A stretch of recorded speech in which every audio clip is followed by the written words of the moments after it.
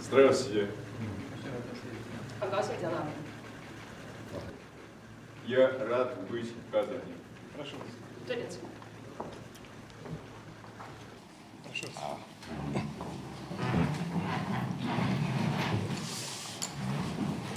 Хотел бы вновь, теперь уже лично, поздравить вас, дорогой друг, всех наших китайских друзей, дружественный китайский народ с недавно отмечавшимися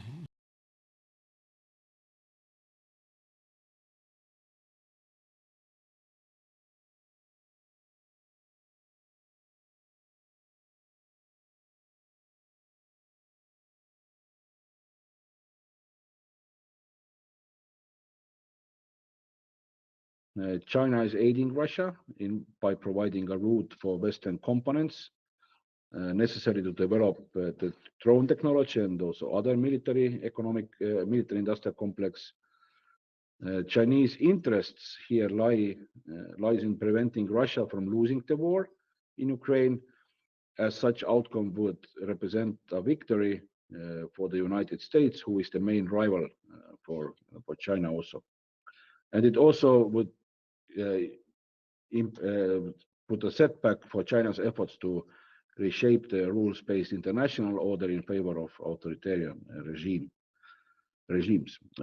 China portrays Ukraine as a pawn in a game of global powers, which means belonging to Russia's sphere of influence. China's perspective would likely to be the same if Estonia were in Ukraine's position.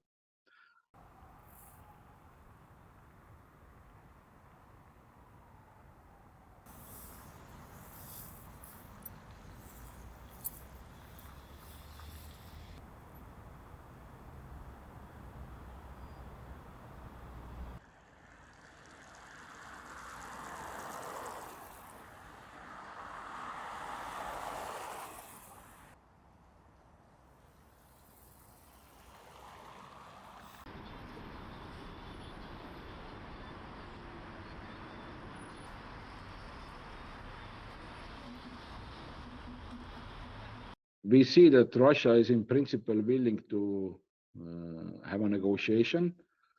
Again, they will try to push their maximalist goals here. We have to see that we don't fall into the trap regarding this. Russia, let's say a pause currently would also benefit Russia in order to catch breath and restore some of the resources. Again, it depends heavily on how these negotiations go.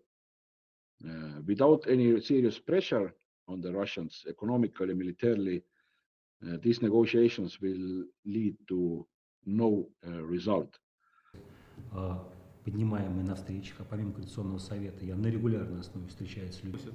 Все эти испытания и невзгоды мужественно и подтверждают их достаточно часто или выхожу к ним на встречи. We assess that the Russian first demands, initial demands, will be sanctions relief because it's really hurting, and the other agenda topic which they will highly likely push is the so-called NATO pushback along its borders. So the Russia will not want to negotiate only Ukraine, but they highly likely would like to negotiate the overall European security architecture, trying to push the NATO umbrella as much back from its borders as possible. And then in the conjunction with the Russian military reform, which will bring increased troop levels along NATO eastern flank, this would give Russia for the future, let's say, military options they would like to have in other regions than Ukraine.